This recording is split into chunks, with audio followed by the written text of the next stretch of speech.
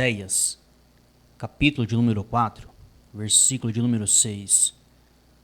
O meu povo está sendo destruído, pois lhe falta o conhecimento. Palavra do Senhor Deus. Nós vemos que, desde o início, as pessoas são destruídas. E o próprio Deus disse através do profeta Oséias: o meu povo está sendo destruído devido à falta de conhecimento. Ou em outras traduções, o meu povo foi destruído pela falta de conhecimento. A grande questão é que desde o início, Satanás tem lutado contra a verdade. Existe uma verdade, e essa verdade, ela é absoluta. A palavra de Deus, ela é verdadeira. Ela sempre foi verdadeira. Deus é verdadeiro. Ele sempre foi verdadeiro. Deus não é homem, nem filho do homem, para que minta ou para que se arrependa. Porém, o que nós temos que entender é que, desde o início, desde o princípio, nós vemos esse ser maligno chamado Satanás, junto com seus demônios, distorcendo os princípios de Deus, distorcendo a santa palavra de Deus.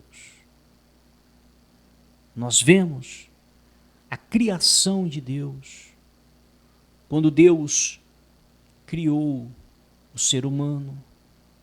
Nós vemos Deus instituindo regras e limites para a sua criação. E nós vemos esse ser maligno que não aceitou as regras de Deus, que não aceitou os limites de Deus,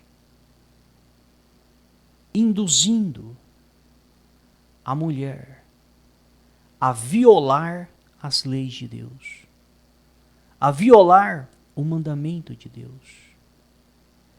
Então nós vemos que a palavra de Deus nos ensina que a nossa luta não é contra a carne e o sangue, mas sim contra principados e potestades. A nossa luta é contra os demônios, contra os espíritos malignos, é contra os anjos caídos.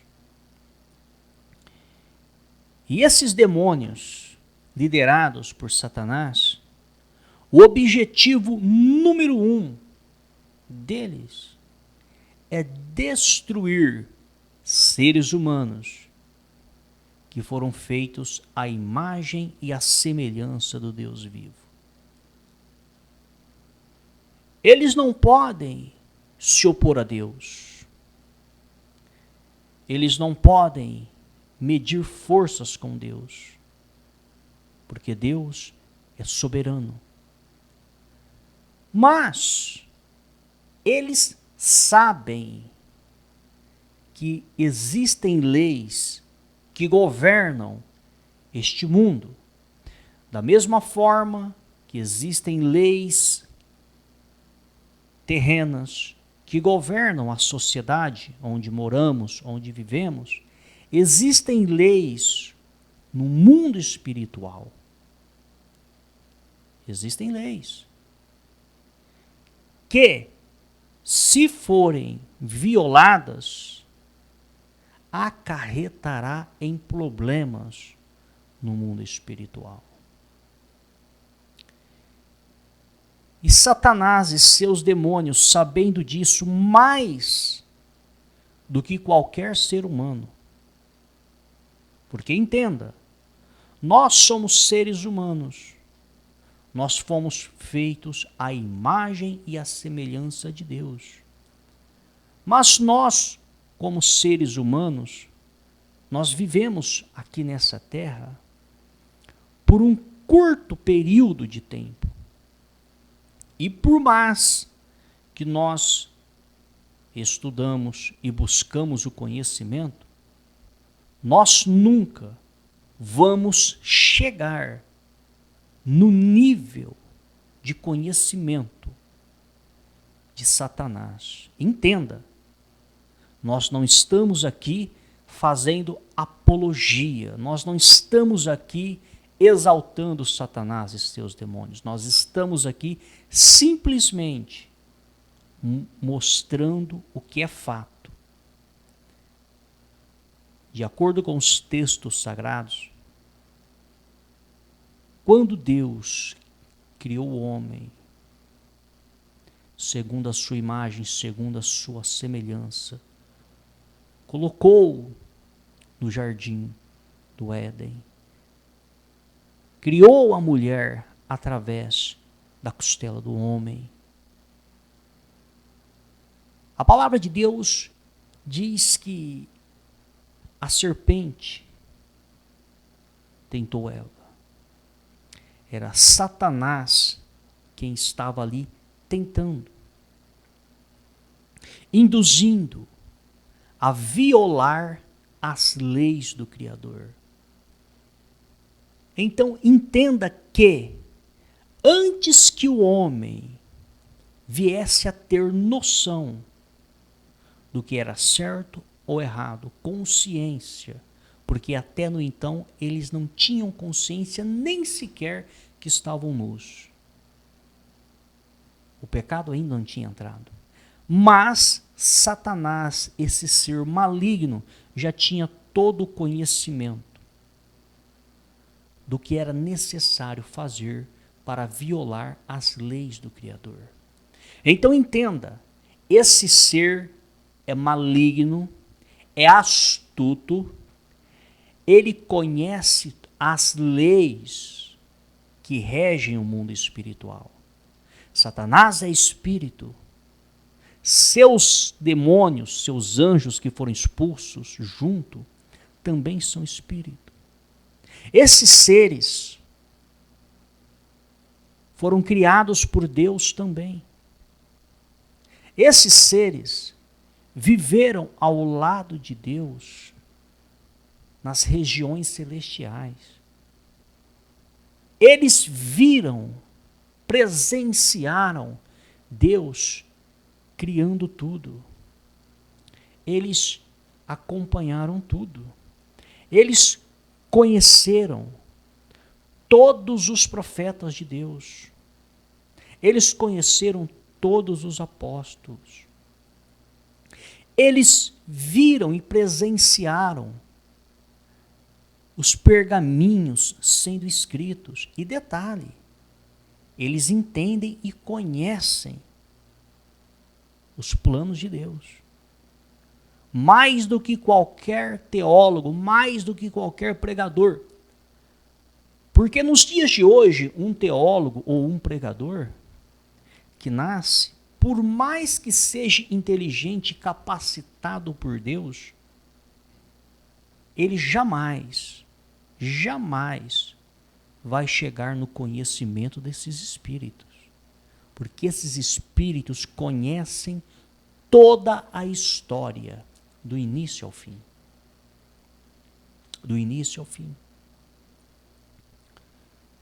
Então entenda, se você for analisar as artimanhas de Satanás, desde o início, ele pega a palavra de Deus e dá uma lapidada na palavra de Deus.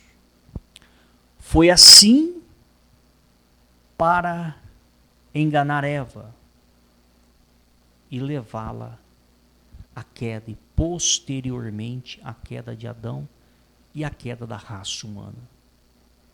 Foi assim para tentar Jesus. Ele usa um pouco de verdade com um pouco de mentira. Ele distorce a palavra de Deus. Ele dá um outro sentido à palavra de Deus. Balaão era um falso profeta. Diz a história que ele ensinou Balaque a lançar tropeços diante do povo de Deus. E se você for estudar a história e entender o que eram esses tropeços, você vai ver que Balaão sabia que Deus havia dado uma lei para o seu povo. E nessa lei, o seu povo não poderia se relacionar com pessoas de outros povos, outras nações. Balaão sabia disso.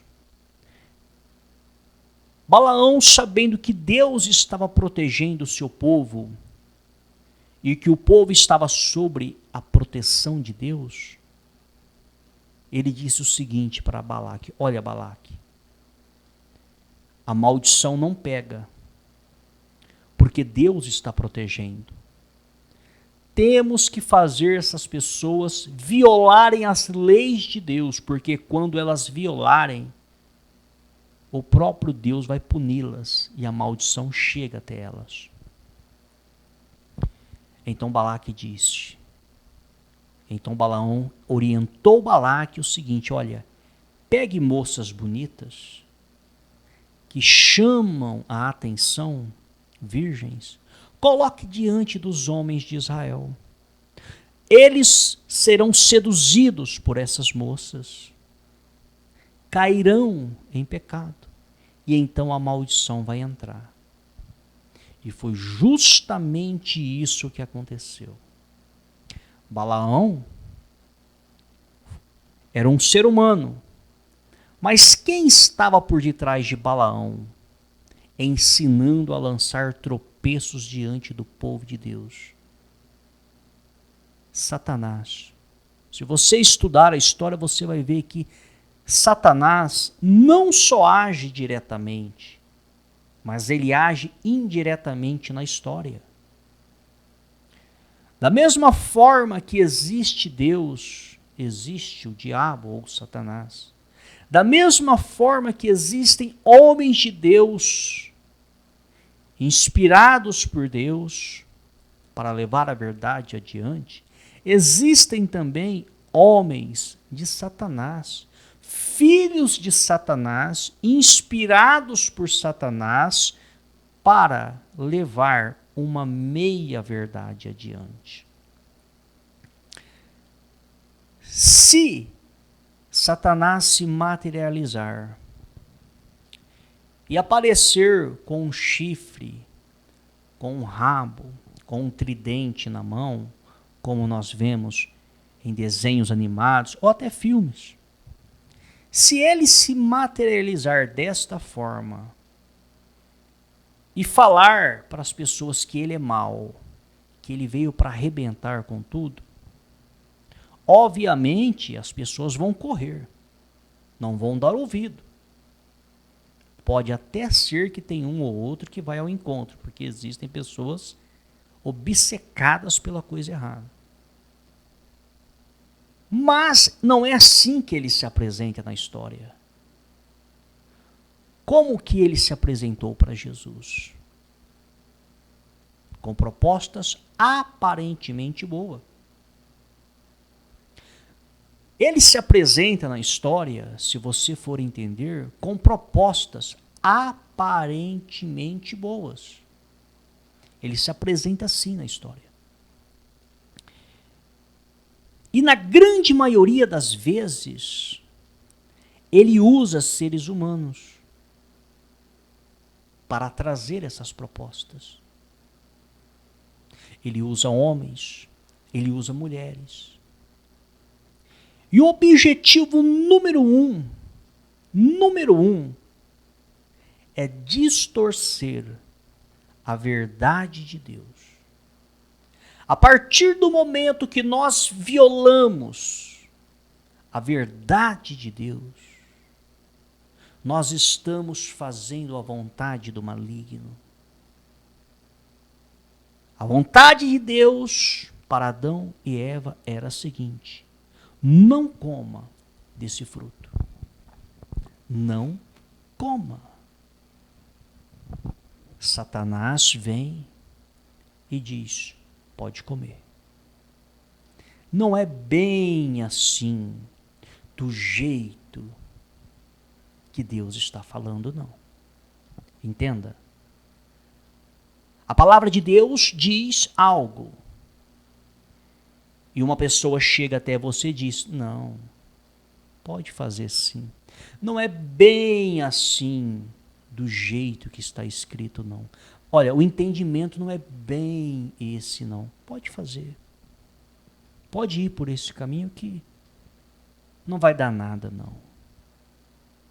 Compreenderam? Como que Satanás age? Como que ele fala através de pessoas? E ele fala através de pessoas. E ele age através de pessoas para distorcer a santa e boa palavra de Deus. O Senhor Deus disse através de Oséias: o meu povo está sendo destruído, ou, em outras traduções, o meu povo foi destruído no passado. A grande questão é: o povo de Deus foi destruído, pereceu, pela falta do conhecimento, pela falta do entendimento, por não discernir o que era certo e errado, o que era santo e profano. Pela falta de conhecimento e pela falta de discernimento, o povo de Deus foi destruído. E não pense você que o povo de Deus foi destruído no passado e que no presente, agora em que nós nos encontramos, ninguém é destruído. Porque ainda nos dias de hoje, Satanás tem destruído pessoas, inúmeras pessoas. Estatisticamente falando e cientificamente, é comprovado que nos dias atuais a destruição tem sido até maior. Tem sido até maior. Porque nós já estamos vivendo os últimos dias de acordo com a palavra de Deus. E nesses últimos dias em que nós nos encontramos, de acordo com o que Jesus disse, haveria uma explosão de falsos profetas, falsos mestres, falsificadores da palavra de Deus. Esses são os filhos do diabo, que vêm até nós, que se apresentam diante de nós como pessoas boas, como pessoas santas, com propostas boas, com ideias boas, para enganar, para ludibriar. Então, da mesma forma que o povo de Deus foi destruído no Antigo Testamento, o povo de Deus tem sido destruído também na Nova Aliança, através do engano, através do distorcimento da palavra de Deus. Se você analisar as igrejas, só mostram testemunhos bons. Só fala de coisas boas. Ninguém mostra as vidas que já foram destruídas dentro das igrejas. Ninguém mostra. Ninguém mostra a quantidade de pessoas que tiveram suas vidas destruídas, porque um dia acreditaram numa pregação, porque um dia ouviram uma revelação, porque um dia tomaram uma atitude, achando que estavam agradando a Deus. Isso ninguém mostra. Mas o que tem de vidas destruídas não é brincadeira. E por que essas vidas foram destruídas? Porque faltou conhecimento. Porque faltou o conhecimento da palavra de Deus. Porque faltou o entendimento da palavra de Deus.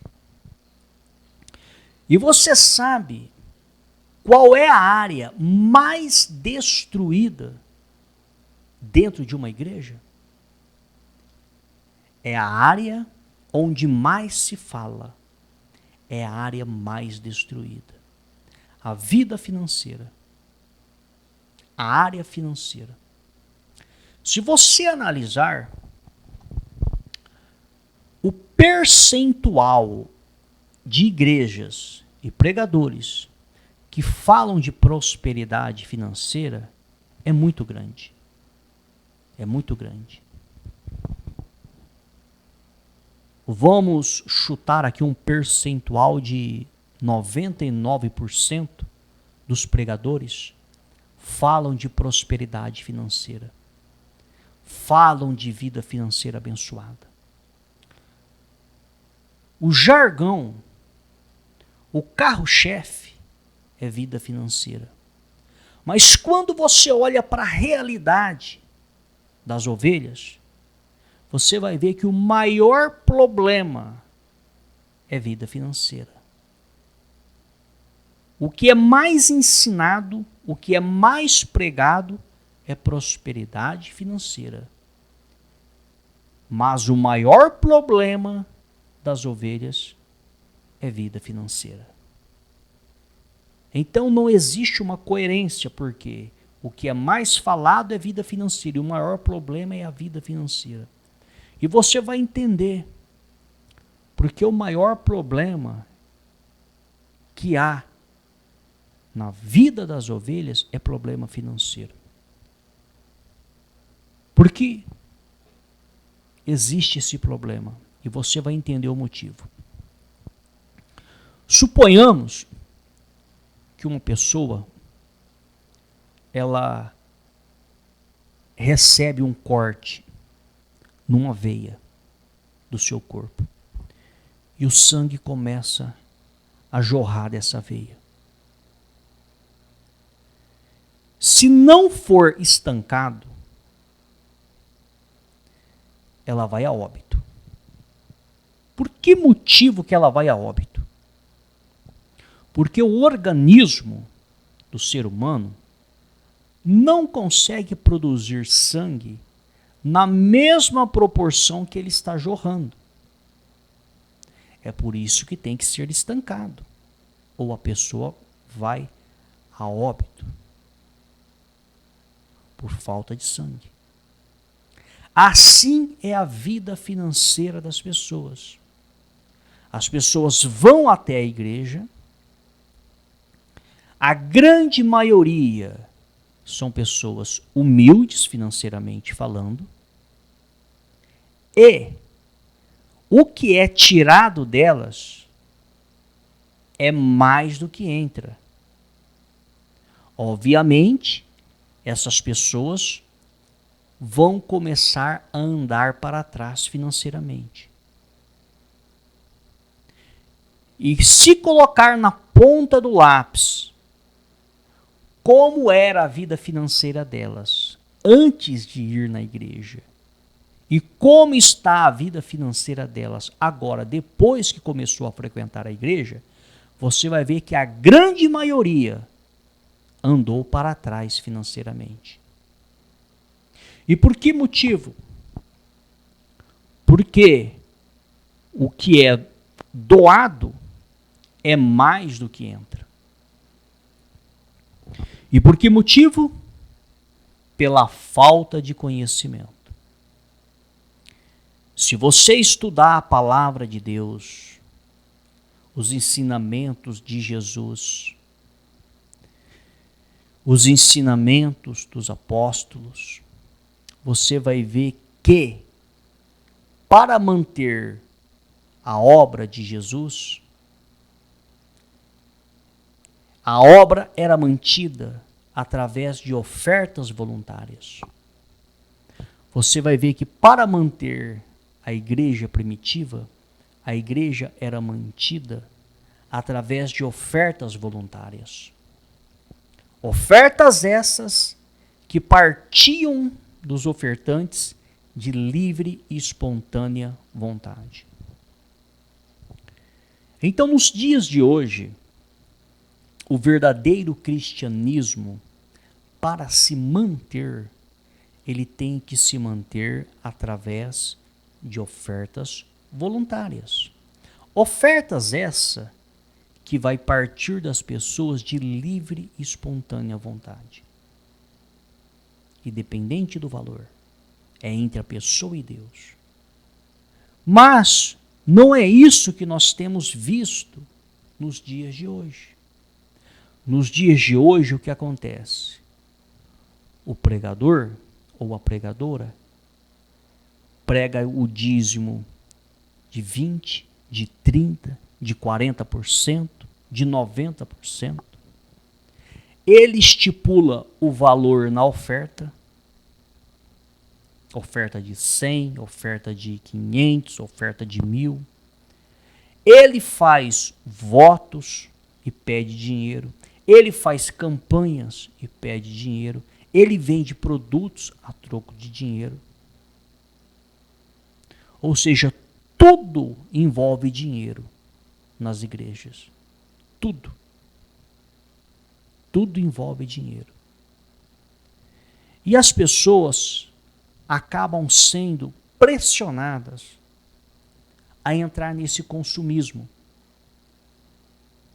Porque se ela não fizer, o que está do lado vai fazer, ela vai se sentir constrangida.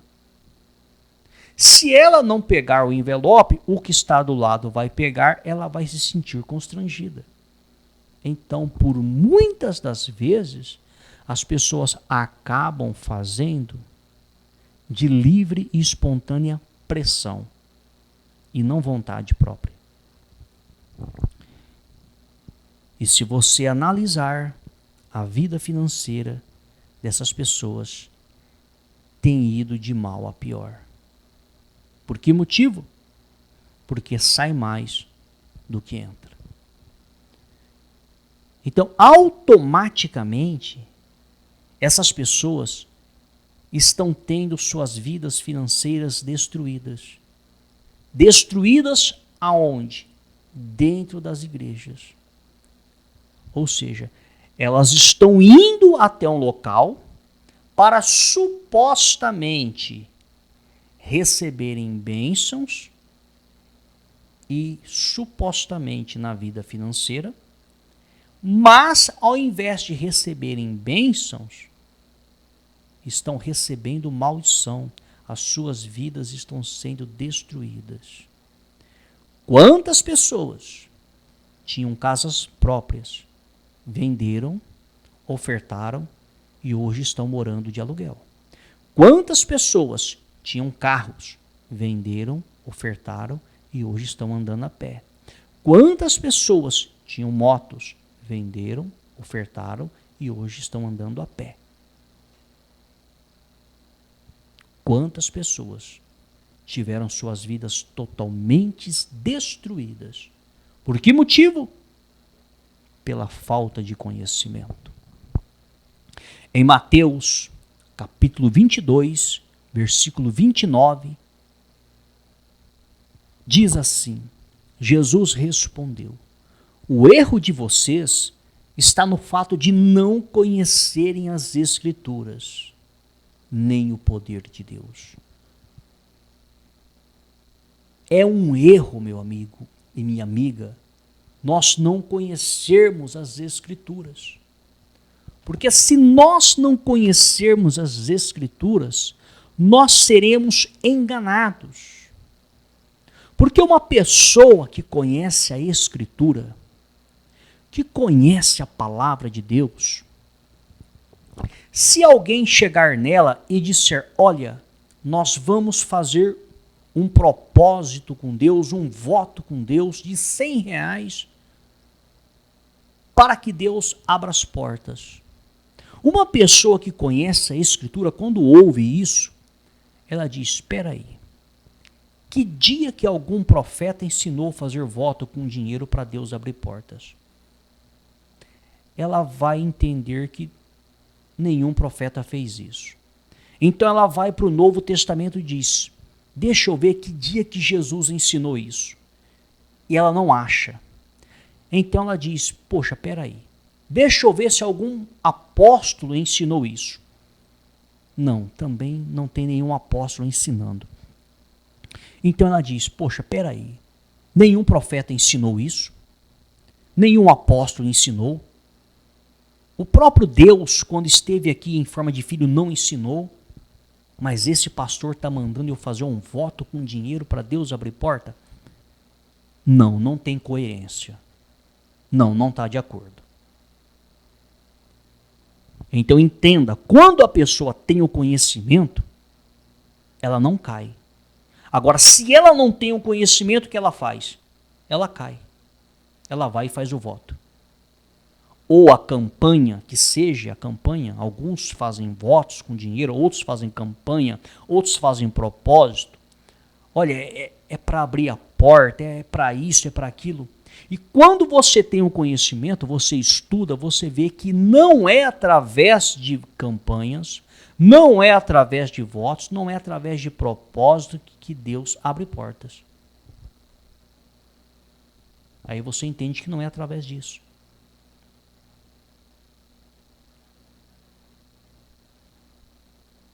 Quando a pessoa tem o conhecimento da palavra e o pregador começa a vender produtos dentro da igreja, pizza, galinhada, feijoada, sapato, roupa, se ela tem o conhecimento, ela diz: poxa, peraí.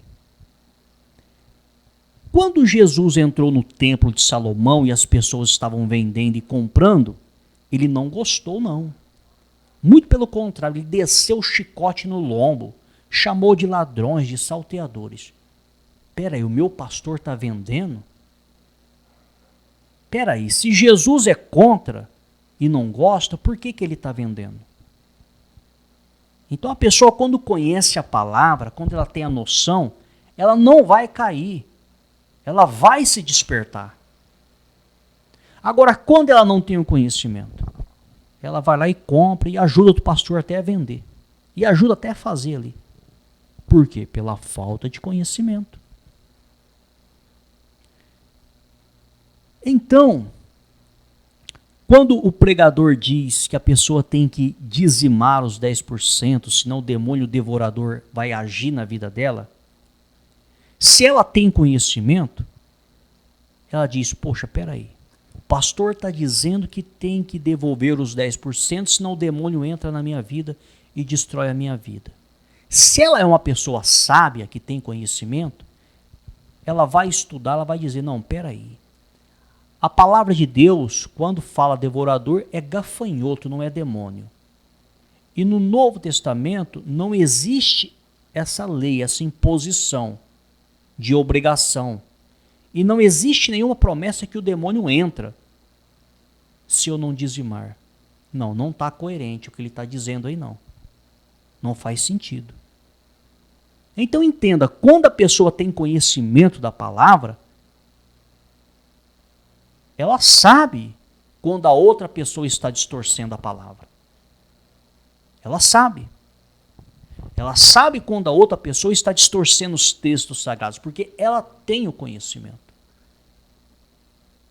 É por isso que a palavra de Deus diz: o meu povo foi destruído porque faltou conhecimento. Se não tiver o conhecimento, vai ser destruído, vai ser enganado. E se tiver o conhecimento, a pessoa não vai fazer isso. Ela vai dizer: espera aí, tá errado, tá me enganando. Agora, quando a pessoa conhece a Escritura, ela não cai. E quando ela não conhece, ela cai. Por isso Jesus disse: o erro de vocês está no fato de não conhecerem as Escrituras. É um erro não conhecer. Em 1 João, capítulo 4, versículo 1, Novo Testamento, diz assim: amados, não deem crédito a qualquer espírito, mas provem os espíritos para ver se procedem de Deus, porque muitos falsos profetas têm saído mundo afora. É uma praga. É uma praga. É pior do que câncer. É uma praga essa raça de falso profeta. Você sabe por que é uma praga? Porque falso profeta não se converte. Ah, mas eu vou orar para o meu pastor, eu vou interceder por ele para ele parar com essas práticas. Esqueça, esqueça, esqueça. Se você estudar o livro de Judas, você vai ver que são nuvens sem ventos. Já estão condenados ao lago de fogo e enxofre essas pessoas. Falso profeta já está condenado. Falso profeta não se converte. Esqueça. Não perca o seu tempo. Não perca o seu tempo orando para falso profeta. Falso profeta já está condenado de acordo com a palavra de Deus. Falso profeta é como os anjos que foram expulsos dos céus. Ah, mas ele é tão bonzinho, ela é tão boazinha, minha pastora. Meu amigo, a palavra diz que Satanás se transfigura em anjo de luz para enganar, para ludibriar. E não se assuste, nem fiquem perplexos quando os seus filhos e filhas se apresentem diante de vocês como pessoas boas, como pessoas dóceis. Essas pessoas, esses falsos mestres, falsos profetas, eles não vão se apresentar com 38 na mão, colocando na sua cabeça, pedindo dinheiro, não.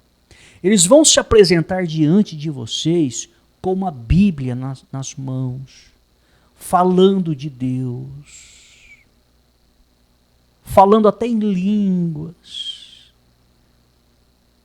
passando uma aparência de pessoas espirituais. E eles vão vir com o objetivo de tirar dinheiro. Tirar dinheiro. Eles vão sair fora da palavra, eles vão pegar passagens, textos distorcidos para tirar dinheiro. E isso tem acontecido muito nesses últimos dias. Mas muito mesmo.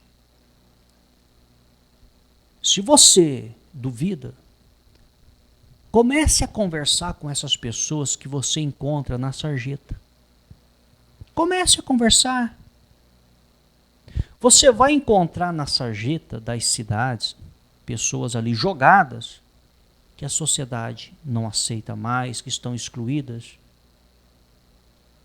Ali você encontra, meu amigo, pessoas que um dia pregaram a palavra, pessoas que um dia participaram de igrejas, pessoas que um dia evangelizaram, Aí eles vão dizer, olha aí, deu brecha, o diabo pegou.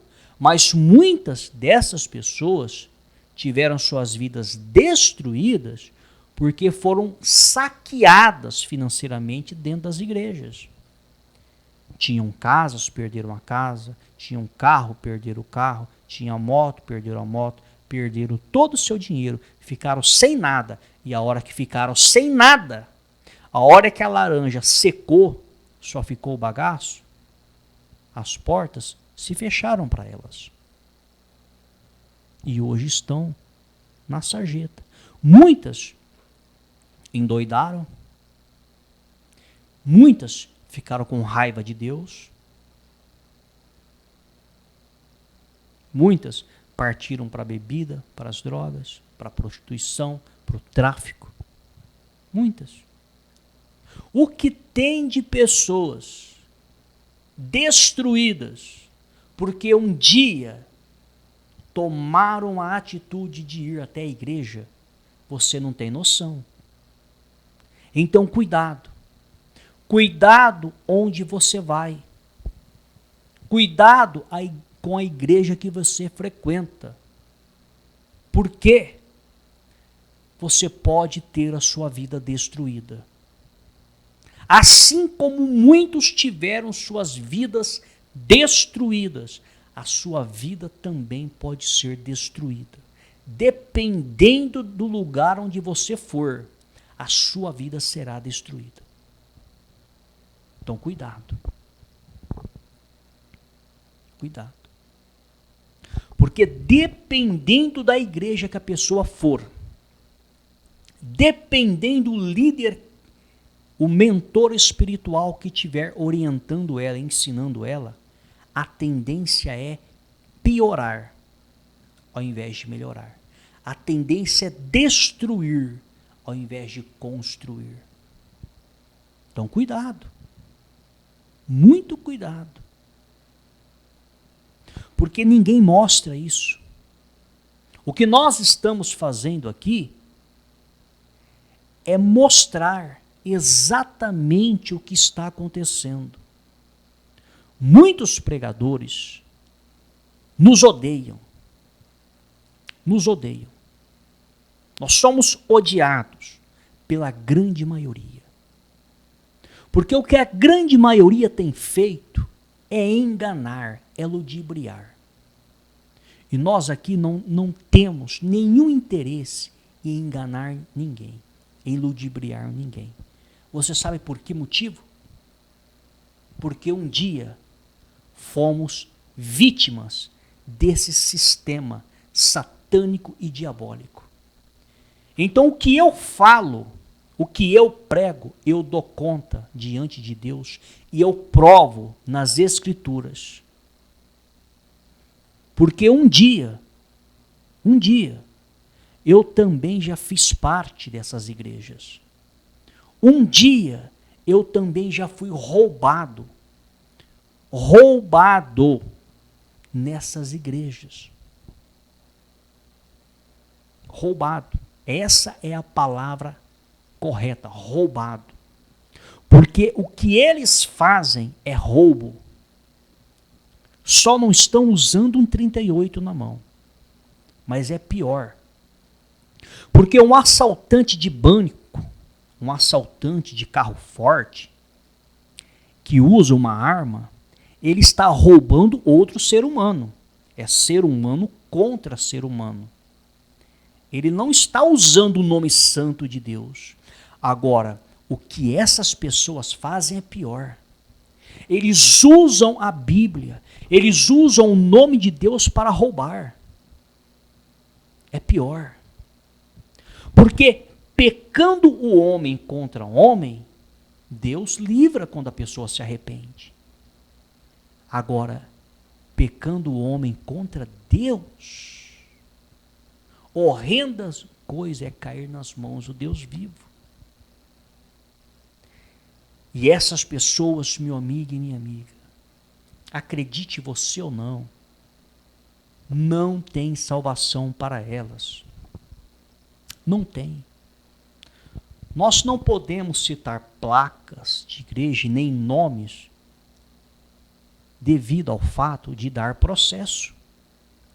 Mas se você é uma pessoa sábia e inteligente, basta você ler as Escrituras e raciocinar, e você vai saber onde é que está certo, onde é que está errado.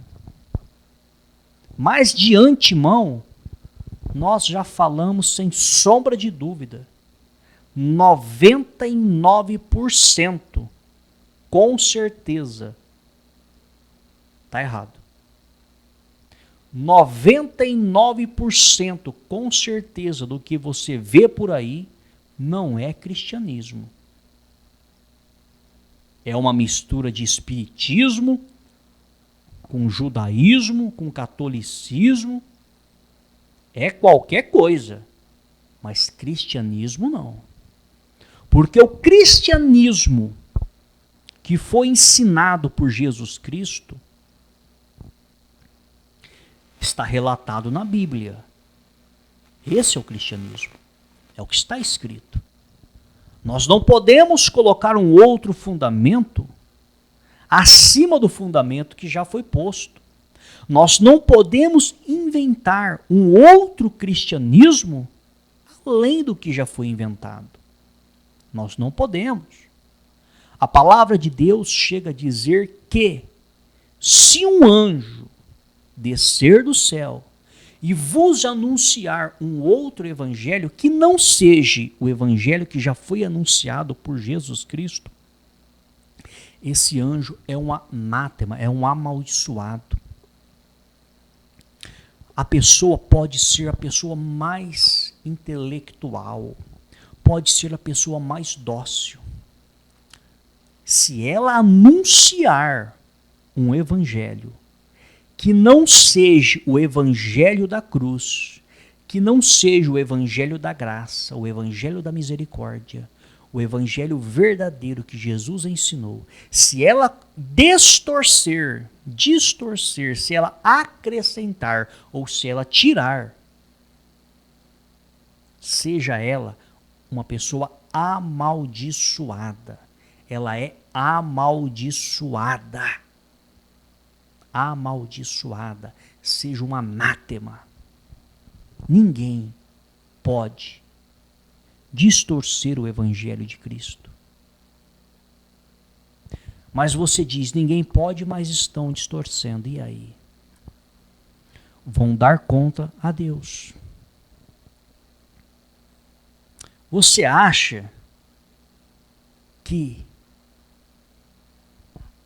se Deus é capaz de cobrar todas as palavras que os homens proferem nesta terra, Ele vai cobrar no dia do juízo? Você acha que pessoas que distorceram o evangelho não serão cobradas? Que transformaram a verdade de Deus em mentiras para ganhar dinheiro como meio de vida? Você acha que vai passar impune? Deus não perdoou o mundo antigo e o destruiu, só salvando Noé e sua família. Deus não perdoou a cidade de Sodoma e Gomorra, trazendo sobre ela o justo juízo, salvando apenas Ló e sua família. Deus não perdoou os anjos que não guardaram o seu estado original. Antes os expulsou e os tem reservado o castigo eterno para eles. Com Deus não se brinca. Com Deus não se zomba. As pessoas vão zombando, vão brincando, vão empurrando com a barriga. Mas a sentença já foi dada. A sentença para essas pessoas já foram dadas. É lago de fogo e enxofre para falso profeta, Para falso profeta não existe salvação. Se você quiser orar para falso profeta, ore. O problema é seu. Mas fique sabendo, a oração sua não reverte a sentença de lago de fogo e enxofre que já está reservado para eles. Você quer orar para Deus perdoar os anjos que foram expulsos dos céus? Ore, o problema é seu. Mas você não vai mudar a sentença de Deus de lançar a besta, o falso profeta e todos os demônios e os ímpios no lago de fogo e enxofre. Você não muda a história. A história já está escrita. Nós estamos aqui passando por um curto período de tempo aqui nessa terra para cumprir com os desígnios do Criador. A história já está escrita. Nós apenas somos peças neste tabuleiro gigante. Está tudo escrito. Tudo está acontecendo de acordo com os planos de Deus. Não pense que está fora de controle. Até as pestes, os vírus que assolam a sociedade, a palavra de Deus já descrevia que iria vir pestes, terremotos, fome. Nós temos visto terremotos, nós temos visto sinais no sol, sinais na lua, nós temos visto pandemias, epidemias, nós temos visto pestes, nós temos visto desemprego, fome, miséria. E tudo isso já tinha sido previsto que iria acontecer.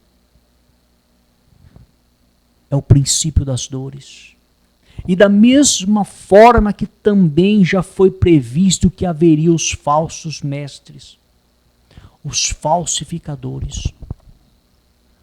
Se você pegar os temas de Jesus, das ministrações, quando se tratava de falsos mestres, de falsificadores da palavra, Jesus ficava pé da vida. Jesus não aceitava. Jesus nunca aceitou falso profeta. Jesus nunca aceitou falso mestre. Jesus sempre abominou essa raça. É abominável diante de Deus. Deus não aceita essa raça. São filhos de Satanás. São filhos e filhas de Satanás. O objetivo número 1 é distorcer a palavra de Deus. Distorcer o santo evangelho, o qual Jesus pagou um preço alto, levando sobre si a maldição, sendo pregado vivo no madeiro, para um filho do diabo, para um filho de Satanás, se levantar e pegar esse evangelho e distorcer com a finalidade de arrancar dinheiro, com a finalidade de ganhar dinheiro, com a finalidade de ficar rico nas custas de Jesus, nas custas de um sacrifício perfeito no madeiro. Você acha que Deus vai pesar a mão no julgamento? Ou você acha que ele vai dar risada? Jesus disse que naqueles dias, muitos chegarão diante dele e vão dizer: mas Jesus, em seu nome eu expulsei demônios, em seu nome eu falei novas línguas, em seu nome eu fiz muitas maravilhas. E Jesus vai dizer: é verdade. Você fez tudo isso no meu nome, é verdade. mas tem um probleminha aí. Eu não conheço você, não. Eu não te conheço. Você não é meu. Você nunca foi meu. Repare a incoerência que mesmo a pessoa que não é de Jesus, mesmo o falso profeta, quando ele usa o nome de Jesus, o milagre acontece. Então, meu amigo e minha amiga, quando você for julgar um falso profeta, e não é pecado julgar falso profeta, muito pelo contrário, a palavra nos orienta em 1 João, capítulo 4, versículo 1, nós temos que provar para saber se é de Deus ou não. Quando você for julgar, não olhe para o resultado. Não, mas espera aí, eu vi um paralítico andar, eu vi um mudo falar, eu vi um defunto ressuscitar. Não, essa obra é de Deus. Não é isso que a palavra ensina. A palavra ensina que mesmo os falsos profetas operam sinais, prodígios e maravilhas. Primeiro ponto. Mesmo os falsos profetas operam sinais, maravilhas e prodígios no nome de Jesus. Aí você vai dizer, então eu estou confuso, porque como eu vou saber se esse pregador é de Deus ou do diabo? É através dos ensinos dele. Através dos ensinos. Jesus andava por aí reunindo multidões, fazendo comércio, vendendo pizza, vendendo feijoada, vendendo galinhada, vendendo sapato, vendendo roupa. Jesus andava por aí reunindo multidões, fazendo votos de 100, de 50, de 200, de 1000 para Deus abrir porta. Jesus reunia multidões aí fazendo campanhas para Deus prosperar, para Deus abrir porta. Jesus andava por aí estipulando o valor de oferta, oferta de 50, de 100, de 1000, de 1 milhão. Jesus andava por aí pedindo para a pessoa vender tudo e trazer o dinheiro para ele. Ah, mas Jesus pediu sim. Pediu para quem? Ah, ele mandou o jovem rico vender tudo. Mandou? Ah, mandou sim. Mas ele não mandou dar o dinheiro para ele, não. Ele mandou dar o dinheiro para os pobres. Ele não mandou trazer o dinheiro para ele, não. Então, meu amigo e minha amiga, quando você pega a essência do Evangelho de Jesus, a essência, e você compara com os ensinos desses pregadores, não bate, não é o mesmo Evangelho. Porque o Evangelho de Jesus é o Evangelho da cruz, é o Evangelho da graça, é o Evangelho da misericórdia, é o Evangelho onde ele ensinou de graça recebestes, de graça vos dai. É verdade que existe um custo para tudo, é verdade que o dinheiro responde por tudo, é verdade que necessita-se de dinheiro para levar a palavra adiante. Mas nós vemos que para levar a palavra adiante, é necessário dinheiro. Mas esse dinheiro é através de ofertas voluntárias que as pessoas vão ofertar de livre e espontânea vontade, de acordo com o que elas sentem, com o que elas desejam fazer. Não é um valor estipulado. Olha, é 50, é 100, é 1000, é 1 milhão. Olha, é tudo. Não é estipulado. É de livre e espontânea vontade. Porque a palavra de Deus conta a história que Jesus, até os 30 anos de idade, trabalhou no pesado como carpinteiro. José, que era casado com Maria, que concebeu Jesus, era um carpinteiro, e ele ensinou a profissão de carpinteiro para Jesus, porque era o costume naquela época os pais passarem as suas profissões para os filhos, para manter a tradição. Jesus era carpinteiro. Jesus trabalhou no pesado.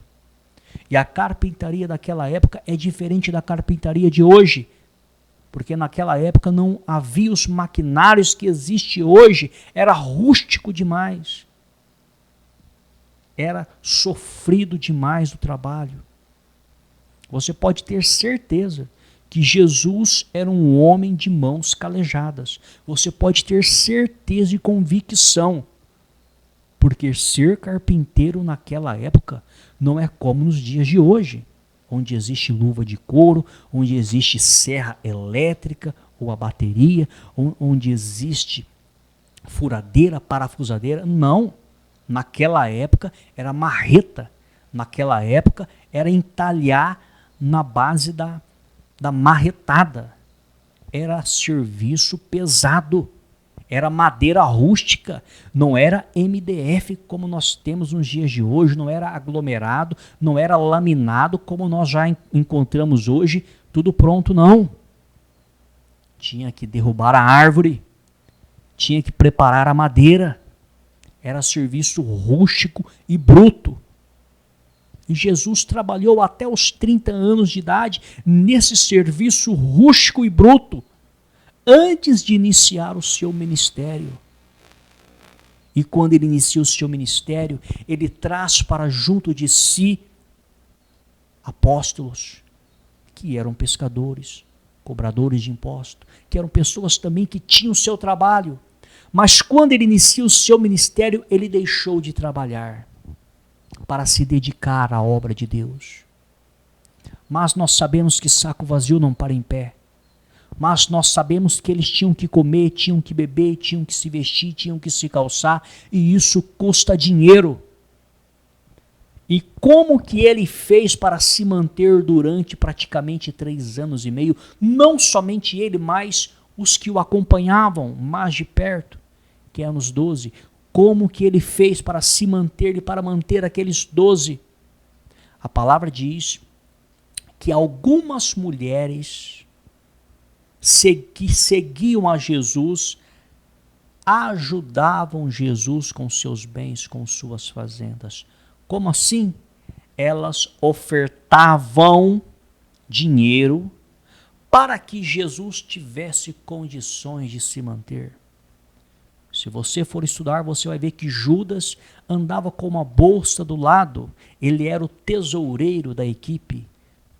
Ou seja, as ofertas voluntárias que Jesus recebia, porque ele não ficava impondo valores, não, hein? Ele recebia de livre e espontânea vontade. As pessoas viam que era uma obra de Deus, as pessoas viam que eles necessitavam, iam ofertando. E Judas ia guardando dinheiro e roubando também, porque era ladrão. Então você vê que desde o início existe a malandragem. Existe o correto e existe o desonesto. Justo na equipe de Jesus ali, tinha um ladrão, e era Judas. E Jesus sabia. Jesus sabia. Mas o foco da mensagem não é esse. O foco é o seguinte. Jesus não fazia votos, Jesus não fazia campanhas, Jesus não vendia pão, não vendia pizza, não vendia sal, não vendia água, não vendia toalha, não vendia travesseiro, não vendia guspe, não vendia pena, porque na época não existia caneta. Jesus não vendia papel, não vendia pedra, não vendia colher de pedreiro, não vendia pulseira, não vendia nada disso. E olha que ele poderia vender, hein? Porque ele transformava a água em vinho, ele poderia transformar água em vinho e vender. Olha, é vinho abençoado, e era abençoado mesmo. Ele poderia pegar pedra, consagrar e vender pedra. Ele poderia abençoar pães e vender pães. Por que que não? Seria um pão abençoado de verdade pelo próprio Deus e vendido para arrecadar dinheiro e ajudar no seu ministério. Ele poderia ter feito isso, mas ele não fez. E ao invés de fazer isso, ele repreendeu os vendedores que estavam vendendo no templo. Diga glória a Deus. Olha que situação. Jesus nos ensinou o que é evangelho. Já está tudo escrito, não tem que inventar nada. Ele já ensinou como que tem que ser. Ele já ensinou que uma obra de Deus tem que ser mantida através de ofertas voluntárias. Está tudo ensinado, está tudo escrito, não tem que aumentar nem diminuir.